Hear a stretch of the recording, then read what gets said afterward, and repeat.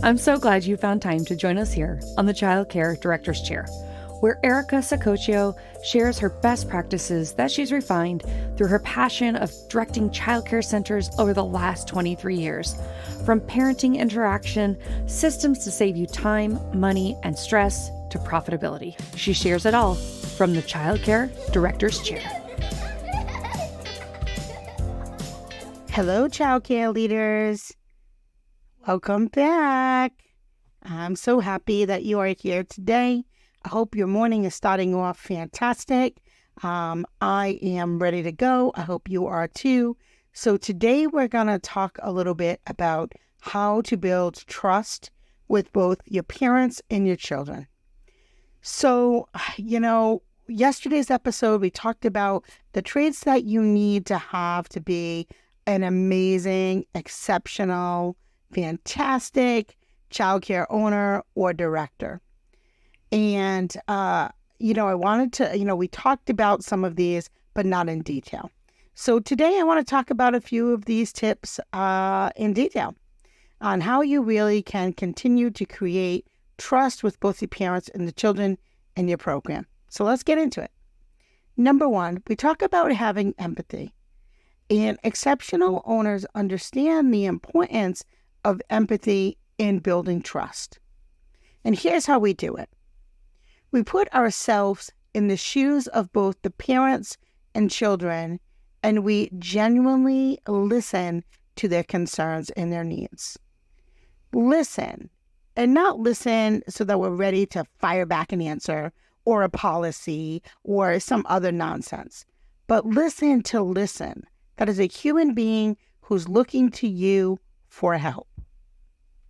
By showing empathy, they create a safe space where everyone feels understood and valued. Now, it doesn't mean you have to agree with them, but it means that you at least respect them and that you're giving them the time and attention they deserve. Especially they have selected your childcare program over, I'm sure, countless others that are just a block away. So they deserve at least that from you. The other thing is, when we're building trust, we have to have open communication. Trust thrives on open and honest communication. Exceptional owners foster an environment where parents and children feel comfortable expressing their thoughts and concerns. They encourage a dialogue and actively listen and provide thoughtful responses, ensuring that everyone's voice is heard. And, one of the great ways to do this, and for those of you who've taken communication classes, you'll know about the I statements or rephrasing what they have said to you to make sure you understand what they're saying. So, because a lot of times, again, we're ready to fire off all of the reasons why their concern is bogus. So, turn it around and say, Miss Jones, I feel like, or I understand that you are saying XYZ. Is that correct? Am I understanding you correctly? And then they'll say yes, and then you can go ahead and continue. Or they may say, no, that's not really what I meant. What I really meant was XYZ. So that's always important to make sure that you're understanding what they're saying to you first. And that's where the thoughtful responses come in. You have to be consistent. Consistency is key when it comes to building trust. And do what you say, because when you don't do what you say, trust gets broken very quickly. And even if it's non-intentional. But exceptional owners understand this, and they consistently deliver on their promises. Not only do they deliver on their promises, they often over-deliver. Whether it's following through on commitments or maintaining a practical routine, they establish a sense of reliability that parents and children can count on. I know my staff know if somebody calls out, they know they can rely on me that I will be there that morning. If somebody can't close, they know they can count on me that I will be there to support them. It's without question. And it's the same thing with my parents. If my parents reach out to me and I know about it, the second that I know about it, I am on the phone with them. Now, not everybody's going to agree with me, but my parents do know. If they message me on a holiday, I answer. They message me on a vacation, I answer. They message me after hours, I answer. Now, I know a lot of people are going to tell you, oh, no, that's wrong, put up your boundaries. Okay, I'm not running a hamburger factory. So if a parent is reaching out to me that they feel it's important to reach out to me on a night, a holiday, a weekend, it's important to them. And so if it's important to them, it's important to me because those are my customers.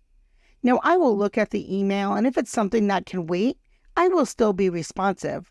And the response might be, Miss Jones, I appreciate that question. I'll get back to you on Monday morning with all the details that you need about the ACON next week. Or if it's something more crucial, I'll say, Miss Jones, I just got your message. I'm going to give you a call. What's the best number? Can I call you in 15 minutes? Because they can rely on me. So there are other people, like I said, who won't agree with that. And that's okay. And I feel fairly confident in that is the best thing. That's what's best for me, for my program, and for my families. So on the flip side of that, if you are one of my competitors and that's what you want to compete against, get ready to answer your phone because it's important.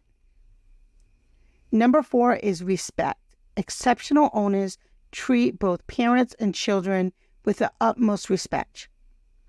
Every valuable insight to me is important, and everyone's opinions and ideas and boundaries are important. By creating an atmosphere of mutual respect, they lay the foundation for trust to flourish. So if somebody messages me, I may message them back and say, what is the best time to reach you? I wouldn't call somebody at 10 o'clock at night, even though they email me at 10 o'clock at night. I may respond with an email and say, Miss Jones, what time should I reach out to you tomorrow? Because there is a mutual respect there, but I'm still being responsive. So you have to make sure that you're treating everyone with the utmost respect and listen to their ideas. I have some parents that, give me feedback, and some days my teachers are like, can we ever do anything right? And the answer is everybody has different needs. It's not that we're not doing something right, but, Miss Jones, maybe her daughter gets up a little bit later than someone else in the class. So she needs her, nap time to be pushed back a little bit. Again, every family has different needs. We have to listen to their needs and then do what we feel is best for the majority of the group and do as much as we can to help make accommodations when we can, when they're reasonable. You have to have transparency. Trust is built on transparency. And exceptional owners embrace this principle wholeheartedly. They're open about their policies, their procedures, their decision-making processes. Parents and children are well informed, ensuring transparency in all aspects of their interactions. And I'm that way with my staff too. I let them know everything. And they could tell you, let me tell you, I let them know every little aspect of the business. I let them know when we're doing well. I let them know when we're not doing well. I let them know when we have money for additional extra things and when we need to kind of stay on budget. So transparency is really important and it builds trust. So it isn't just with your parents and your children, but also your team. You also need to make sure that you are seen as an expert. You have to possess a wealth of knowledge and expertise in your field. We have to continually educate ourselves and stay up to date on the latest research and best practice. And by demonstrating this expertise, this instills confidence in our parents and ensuring them that their children are in capable hands. So another great thing about this is when we're doing all of this communication with families and marketing to families, think about how this really sets you apart. And so maybe your team goes together as a group of 40 of you and you go get your CPR and first aid renewed. That would be something I would have in every newsletter, on the Facebook page, letting your parents know. We learned, the new way to use an EpiPen, the best practices with a breathing machine, nebulizer, all of those things. Childhood diabetes, because we do have some students who are diabetic in our program. So, we learned new different skills to make sure that we are on top of best practice on how to handle that. Also, there are other ways that you can possess that wealth of knowledge and showcase that to other folks in the field. You can write a book. You can write a blog. You can do a podcast. There's a million ways to show people the knowledge and skill set that you have in your field.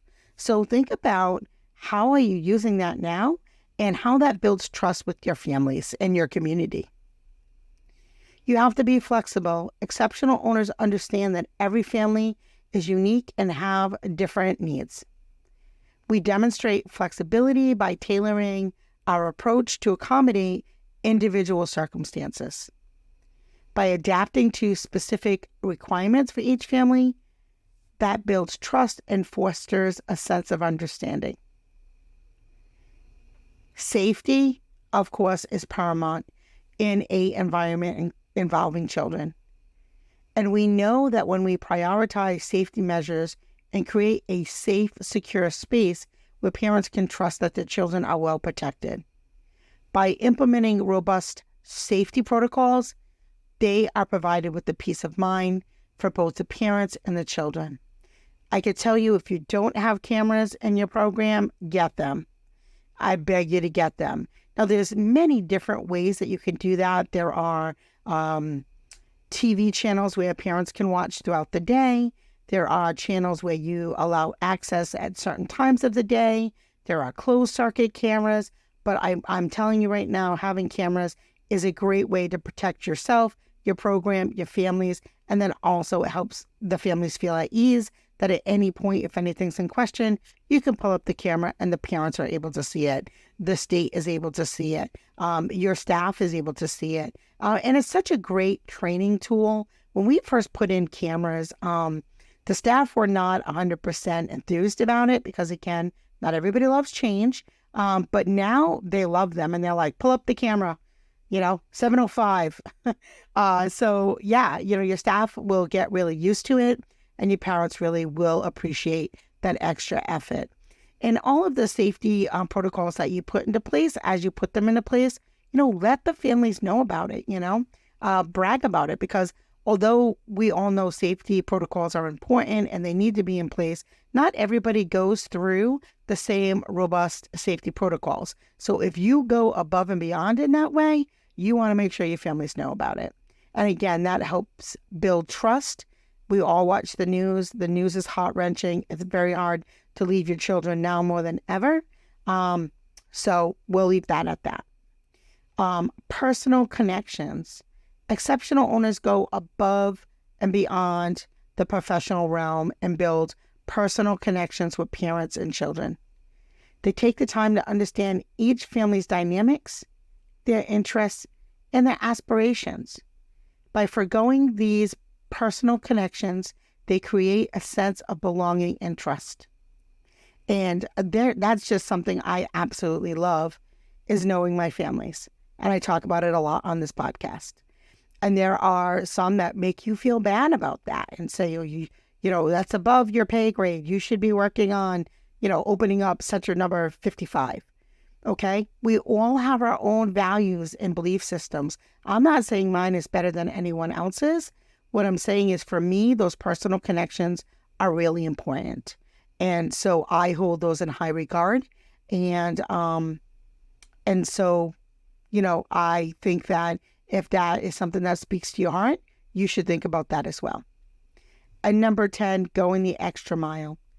Exceptional owners and leaders are always willing to go the extra mile for both the parents and the children, whether it's providing additional resources, offering support during challenging times, or celebrating milestones. They constantly exceed expectations by going above and beyond. They solidify trust and create lasting relationships. And I have to tell you, I have worked with some of the best of the best. I can think of one off the top of my head. There was a teacher who worked with me for many years. His name was Mr. Will. And when it would rain outside, he would have an umbrella and he would walk the student and the parent out to their car with the umbrella so they didn't get wet. We have a parent that has twins who we meet her at the door and help her bring in her bags and multiple car seats. At this point, the kids are in a papoose now. But, it's those little things that really mean a lot. It doesn't have to be a big, extraordinary fare. It could be something as simple as sending out a card. Somebody lost somebody in their family. The family pet has passed. Or celebrations, Grandma had her 100th birthday. Susie did her first step. All those things that make you special, unique, and show you care. Those are the things that build trust. And trust is hard to get, and it's very easy to lose. So keep all those things in mind. Think about being empathetic. Think about how you're communicating. How consistent are you? How respectful are you? Are you transparent? Are you really putting yourself at the top of the game? Are you raising the bar and being exceptional in your expertise? Are you flexible or are you rigid and you just go to the policy says and page number 5? Or are you flexible? And again, policies are there to be implemented to keep people safe, but there are always exceptions and there are always accommodations that can be made that work for both parties. Safety, thinking about safety is so paramount for everybody in the building. And if you're like me and you run a family business, your loved ones are in the building too. My daughter is in my building. My sister, my nieces, my nephews, my sister's grandchildren, some of my friends' children. So safety is certainly above and beyond for me, and I take it very personal. Making sure you have those personal connections and going the extra mile. So all of these things can be done with pretty much minimal dollar investment. So there's zero reasons why you can't be the best leader possible. Zero reasons why you are not able to build your trust with your parents and children to the next level.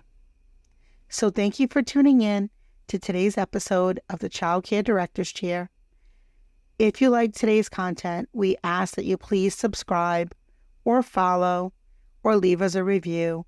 All those things really matter and make a big difference for us and our childcare community.